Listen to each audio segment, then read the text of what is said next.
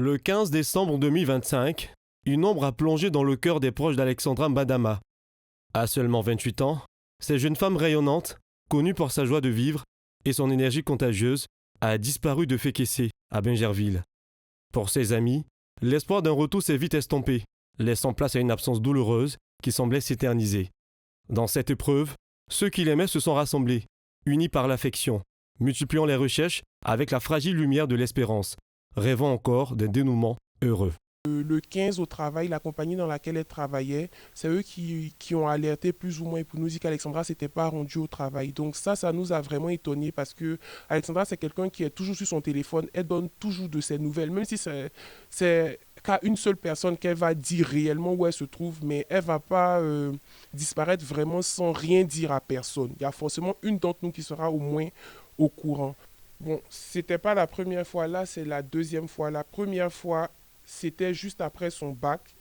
Donc, son père l'avait mise dans un appartement quelque part à la Riviera Golf, si je me souviens.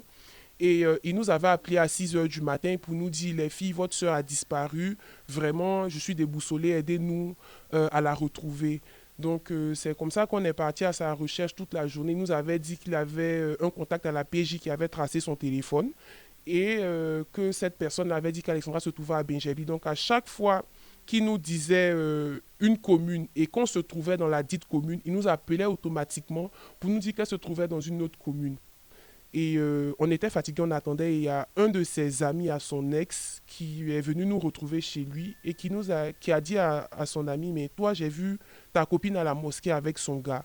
Donc nous, on était étonnés, on s'est regardé, on s'est dit avec son gars, mais c'est qui le gars? Est-ce que tu peux nous le décrire? Et il nous a décrit textuellement le père d'Alexandra ainsi que sa voiture. À l'époque, il avait une BMW. Malheureusement, l'espoir s'est effondré. Plus de 10 jours après sa disparition, le corps sans vie d'Alexandra a été retrouvé dans les eaux de Grand Bassam. Les marques de couteau découvertes sur son corps ont transformé la douleur des proches en une colère profonde et bouleversante.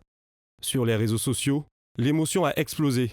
Les discussions et les spéculations se succédant, certains pointant du doigt le père d'Alexandra, lui aussi porté disparu, comme le principal suspect. Et jusque-là, jusqu'au 23, je lui ai envoyé une note vocale, le 23 décembre. Je lui ai envoyé une note vocale. Je dis, ah papa, vu que tu es dans le corps de l'armée et le corps de la police, est-ce que tu peux pas demander, avec l'autorisation parentale, tu peux pas demander à Orange de cloner son téléphone pour savoir plus ou moins où elle est et autres. Là, il me dit il me met dans la confidence, vu que moi, je ne parle pas assez, je suis quelqu'un de posé, nanani, nanana, que son téléphone a été retrouvé à Gagnoa. J'ai dit Gagnoa. Hein? C'est le 30 décembre. C'est le 30 décembre qu'il y a une de mes connaissances qui m'a appelé pour avoir... Déjà le 29, elle m'a appelé pour prendre de mes nouvelles. Elle savait déjà, elle m'a appelé pour prendre de mes nouvelles. J'ai dit que oui, ça va, je tiens le coup, tout ça. Donc le 30 matin à 6 heures, elle m'a appelé encore parce qu'elle n'arrivait pas à garder. Donc elle m'a appelé, allô, j'espère que tu vas bien. Voilà, elle a commencé à rentrer un peu dans les détails pour dire, ah, voici ce que j'ai appris. C'est l'ami de telle personne qui m'a dit que c'est la servante qui allait dire à la police là-bas que c'est son papa qui a fait ça, qui a eu à faire ça. Aujourd'hui, la colère gronde parmi les amis d'Alexandra. Leur cœur, alourdi par la douleur, résonne de l'écho d'une injustice insupportable. Ils réclament justice, déterminés à ce que la vérité sur sa disparition éclate enfin. Dans leur mémoire, la lumière d'Alexandra continue de briller.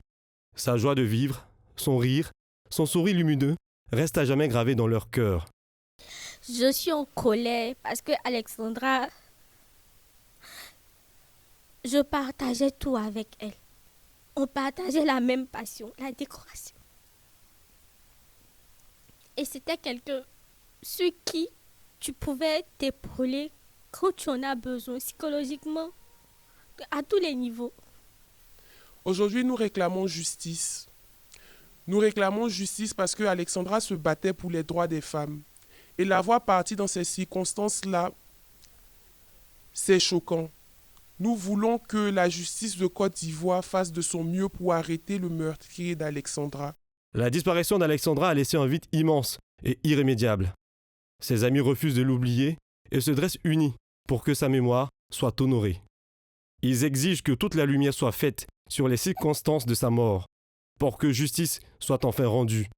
La douleur qui les traverse est profonde, mais elle n'était en rien leur détermination.